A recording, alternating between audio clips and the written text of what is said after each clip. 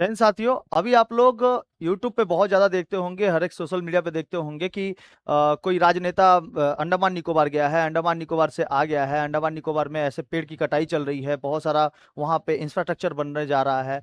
बहुत ज्यादा सुनते होंगे आप लोग। आज देखते हैं हम लोग पाक जल डमरू मध्य के बारे में समझेंगे और साथ साथ मलक्का स्ट्रेट के बारे में समझेंगे, और क्यों चाइना को इतना ज्यादा टेंशन हो चुका है कि किसी राजनेता को यहाँ से वहां तक भेजना पड़ रहा है। इसके बारे में मैं आज बताने वाला हूँ आप लोगों को। तो चलिए देखते हैं सबसे पहले अंडमान निकोबार के बारे में। अंडमान निकोबार एक बहुत ही बड़ा हम लोग का द्वीप है, जो समुद्र के चारों तरफ से घिरा हुआ जो स्थल भाग होता है उसे हम लोग क्या कहते हैं, द्वीप कहते हैं, आइलैंड कहते हैं। तो ये आइलैंड जो है हम लोग का अंडमान निकोबार बहुत ही सुंदर दिखाई देता है। यहाँ ग्रेट निकोबार है और साथ साथ वहां पे बैरन द्वीप है। ठीक है, बैरन द्वीप के साथ साथ जलता हुआ आज भी ज्वालामुखी है वहां पे, जिसका नाम है बैरन, और एक सुसुप्त ज्वालामुखी हो चुका है जिसका नाम है नारकोंडम। तो ऐसे बहुत सारे वहां पर क्या पाए जाते हैं, द्वीप पाए जाते हैं। इसमें द्वीपों की कोई कमी नहीं है।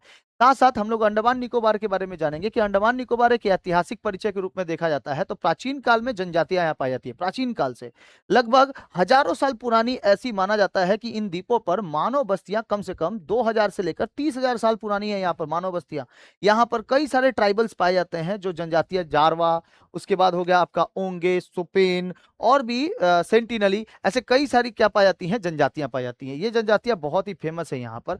और भी हम लोग को अंडमान निकोबार में जानने को मिलता है कि सेलुलर जेल यहाँ पे पाया जाता है। 1906 में पोर्ट ब्लेयर में ये जेल का निर्माण हुआ था, पोर्ट ब्लेयर। ठीक है, वैसे भी आपको याद रखना है कि अंडमान निकोबार का जो कैपिटल है वो पोर्ट ब्लेयर है। उसी के साथ साथ विनायक दामोदर सावरकर, वीडी सावरकर जिनको कहते हैं, ये महान क्रांतिकारी एक यहीं पर सेलुलर जेल में रहे हुए थे। महान क्रांतिकारी थे जिन्होंने 1857 की क्रांति को क्रांति कह के और बहुत ही मजबूत इसमें योगदान दिया था। साथ साथ उन्होंने विनायक दामोदर सावरकर इन्हें क्रांतिकारी यहाँ पे रहे हुए थे। साथ साथ यहाँ पे द्वितीय विश्व युद्ध में जब जापानियों ने कब्जा कर लिया था, तो उस कब्जे से छुड़ा के लेके आए थे कौन, नेताजी सुभाष चंद्र बोस, और गिफ्ट में दे दिया गया था अंडमान निकोबार। गिफ्ट में है, एज ए गिफ्ट, समझ में आया, एज ए गिफ्ट दे दिया गया था।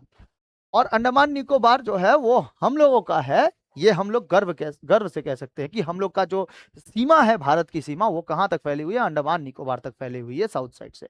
तो द्वितीय विश्व युद्ध में जापानी ने कब्जा कर लिया था। जापानी जो थे नियंत्रण कर रहे थे 1942 से लेकर 1945 के बीच में। द्वितीय विश्व युद्ध के दौरान इस द्वीप पर जापान ने कब्जा कर लिया था। ये द्वीप जो था, ये द्वीप पर कब्जा कर लिया था 1942 से लेकर 1945। आपको बता देते हैं कि जो द्वितीय विश्व युद्ध चला था वो कब से कब तक चला था, 1939 से लेकर 1945 तक चला था द्वितीय विश्व युद्ध। तो पहला प्रथम विश्व युद्ध कब चला था, 1914 से लेकर 1918 तक चला था प्रथम विश्व युद्ध। ठीक है, ये फर्स्ट है और ये कौन सा है, सेकेंड है। तो याद रखिएगा आप लोग, ये द्वितीय विश्व युद्ध और प्रथम विश्व युद्ध। तो द्वितीय विश्व युद्ध के समय इसके ऊपर जापानियों ने कब्जा कर लिया था, और वहां पे आजाद हिंद फौज भेजकर नेताजी सुभाष चंद्र बोस ने जापानियों से उसको अपने गिफ्ट में ले लिया था। नेताजी सुभाष चंद्र बोस ने 29 दिसंबर 1943 को पोर्ट ब्लेयर में पहली बार भारतीय तिरंगा फहराया था, और उन्होंने अंडमान का नाम शहीद दिया था और निकोबार का नाम स्वराज रखा था। निकोबार का नाम क्या रखा था, स्वराज रखा था। आपको नाम याद रहना चाहिए।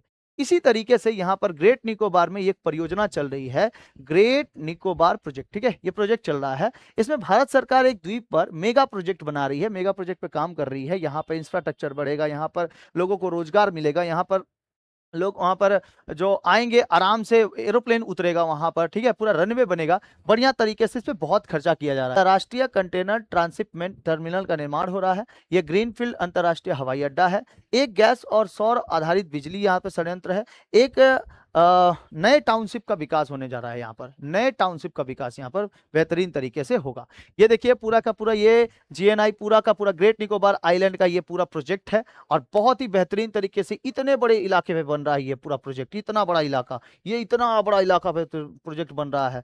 ठीक है, तो कई सारे नेता लोग कह रहे हैं कि, मतलब बहुत सारे नेता लोग कह रहे हैं, बहुत सारे क्या, उसमें से आप जानबे करते हो कौन सा नेता, तो बहुत सारे नेता लोग कह रहे हैं कि भाई यहाँ पे पेड़ की कटाई हो रही है, कोरल को ये हो जा रहा है। तो भाई जब पाक जलडमरू मध्य हो रहा था, वहां पे राम सेतु काटने का बात चल रहा था, तो उस समय कहाँ थी आपकी नेतागिरी, कहाँ पे थे आप जब राम सेतु को काटने का बात चल रहा था? वो हमारे राम जी का पूरा बनाया हुआ पूरा राम सेतु है। ठीक है, जिसको अभी नाम एडम्स ब्रिज के नाम से जाना जाता है सब कोई, ठीक है, राम सेतु का नाम मिटाकर एडम्स ब्रिज उसमें नाम दे दिया गया है। तो वो उस समय कहाँ थे, जब उस समय कोरल कोरल रीफ को ये नहीं हो रहा था।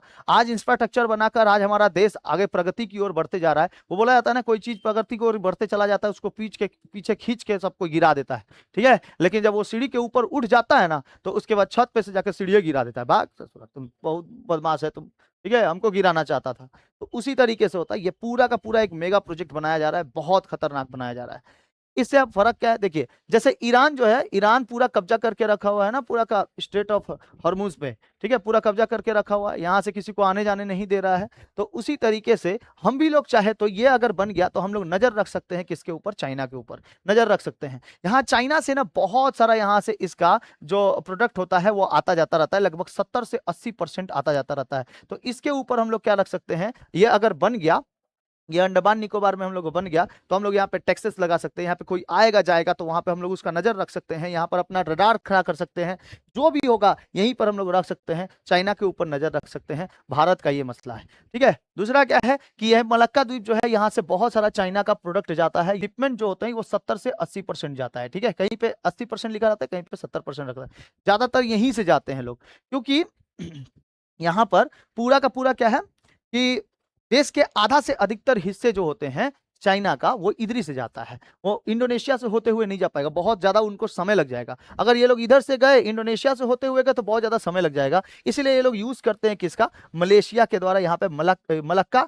स्ट्रेट का, ठीक है, मलक्का स्ट्रेट से ये डायरेक्ट निकल सकते हैं और अपने सामान का बिक्री कर सकते हैं। तो हम लोग बताइए, यहाँ पर अगर हम लोग अपना इंफ्रास्ट्रक्चर खोल दें बढ़िया से अंडमान निकोबार में, तो क्यों ना हम लोग यहाँ पर रख सकते हैं, क्यों नहीं इसके बारे में देख सकते हैं, आराम से देख सकते हैं, ठीक है।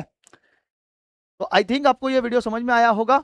हम लोग अभी क्लास हम लोग का चल रहा है जो वो 11 तारीख से सेकेंड बैच 11 क्लास का जो नया बैच है वो चालू होने वाला है 11 तारीख से। 11 क्लास का बैच वेस्ट बंगाल बोर्ड के जितने भी बच्चे हैं जो 11 क्लास में आर्ट्स लेना चाहते हैं वो लोग ले सकते हैं, और बढ़िया तरीके से हम लोग के यहाँ पे मेहनत कर सकते हैं।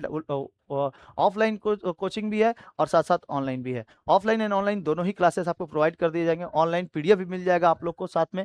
इसके साथ साथ जो सेकेंड बैच चालू होने वाला है ओनली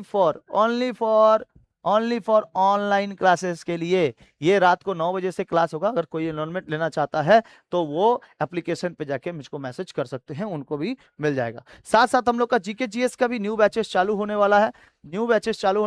11 तारीख के बाद से। आप लोग को टाइमिंग बता दिया जाएगा, 10 बजे से चालू है हम लोग का बैच जीके जीएस का, उसमें भी आप ज्वाइन हो सकते हो जो कॉम्पिटेटिव की तैयारी करते हैं। तो मिलते हैं अगले क्लास में ऐसे किसी टॉपिक में, तब तक के लिए जय हिंद। आई होप आप लोग को वीडियो समझ में आया होगा। जय हिंद, जय भारत।